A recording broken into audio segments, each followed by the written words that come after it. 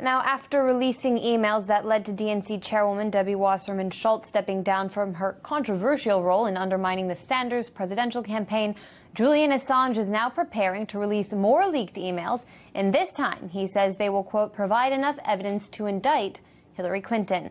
Assange also made it clear there is no evidence of Russian involvement in the email hack, despite the Clinton campaign's claims. For details on this story, we go now to Laura Smith in the UK. Julian Assange, the founder of WikiLeaks, of course, is still holed up in the Ecuadorian embassy here in London. But once again, he's proven that he's not just sitting there twiddling his thumbs. Not content with releasing 20,000 emails from the Democratic National Committee, Assange now says he'll be releasing more material that he says will provide enough evidence to see Hillary Clinton arrested. He's given a series of interviews in which he says that there's no proof whatsoever that the emails that he's already released came from Russian sources. He says that the DNC servers were ripe for hacking, that they're riddled with holes, and that documents hacked over a number of years are out there in the public domain in multiple copies. He says when the Clinton campaign talks about having proof that the emails were hacked by Russians, he says, I don't know what they're talking about, but they're not talking about my leak. In fact, he's quite coy about the whole thing. Of course, WikiLeaks likes to create maximum ambiguity about where its information comes from. It's very hot on the protection of sources. And he said maybe one day our source or sources will step forward and some people will have egg on their faces, or read into that what you will. Of course, he's at pains to say that it's not important where the emails come from. What's important is what's in them. And what we have now, he says, is the Clinton campaign using information about past hacks to divert attention away from what's actually in those emails. But that this diversionary tactic itself raises questions. Clinton here is presented with a political scandal, and what she does is blame the Russians, blame the Chinese, according to Assange. And if she does that in government, he says that's a style that could cause serious conflict. What of the content of those emails, though? Well, the leaks, of course, rocked the beginning of the DNC and brought about the ouster of its chairwoman. What they do, Assange says, is show collusion at the very top of the Democratic Party to get rid of Bernie Sanders. He argues that Clinton, of course, may have won the nomination anyway, but now it's impossible to know, so that her nomination de facto has no political legitimacy. Hi, everybody. I'm Liz Klayman, and welcome to Cashin' In. And while everybody seems to be focusing on Steve Bannon and claims made in this book called Fire and Fury, little to no coverage of a market and economy on fire. Is that flat out wrong? Our Cashin' In crew this week, Rachel Campos-Duffy, Jerry Willis, Gary Kaltbaum, and Jessica Tarlov. Welcome, everybody. Gary, I'm going to start with you. You say we're seeing a double standard here. Why? Well, we spent the week listening to those famed physicians, Joe and Mika, saying that the president had dementia. You have psychiatrists going to Congress without diagnosis saying he's unstable, and completely forgetting about $7 trillion of wealth created because of the election and since the election. And I can just go on and on. Just yesterday, it was announced 2 million less people on food stamps.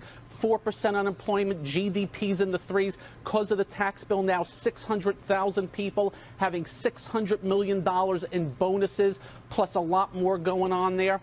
What's so important about all that? We need to talk about cheeseburgers and whether the president eats them or not in bed. Well, Jerry, you could argue that it's called news because it's supposed to be new, and there are a bunch of competing factors here. Headlines, not just Steve Bannon, but also when you talk about the weather, this deep freeze. I mean, it's warmer in Saskatoon than it is in New York City. So well, could you give him that? You got that right, but I got to tell you, at the end of the day, 25,000 on the Dow. Who ever thought we would see this, right? Now the Atlanta Fed saying we're going to have economic growth in excess of the threes. Unemployment at a 17-year low. Let me tell you how bad this has got. A couple of weeks ago, op-ed in the New York Times said, hey, we don't like this growth. Too much growth. Ooh, bad, bad. Really? Who? Who believes that? We love growth. Let's get bigger. Let's get this economy going. That's what most Americans think. 1,000-point gains over and over since the election. Here's a tweet from President Trump, and he has been beating the bushes when it comes to getting the word out. Here in this one, he just said the fake news media barely mentions the fact that the stock market just hit another new record and that business in the U.S. is booming. But the people know. Can you imagine if O, meaning Obama, were president and had these numbers? It would be the biggest story on earth. Dow now over 25,000. Jessica Tarlov, what's going on here? Well, I think there's a little bit of media bias here, and I think there's a lot that President Trump has brought on himself. Yes, a little, Gary. Give me that in 2018. This is a story, and we know that the sizable cuts to the corporate tax rate is spurring this. I mean, investors have been waiting for this to happen and have been getting excited all year, and now we're seeing the profits from it, as it were. I think President Trump is certainly within his rights to be talking about it, but he should be talking about other things less, like the size of his nuclear button. He should lay off the sloppy Steve stuff and just focus on this and the big win with the GOP tax reform bill. I would also like to add, as you brought up the physicians, Joe and Mika, there was rampant speculation that Hillary Clinton had Parkinson's disease, that President Obama was also mentally unstable. Conservative media goes after liberal heroes. Liberal media goes after conservative heroes, and that's the way that it works.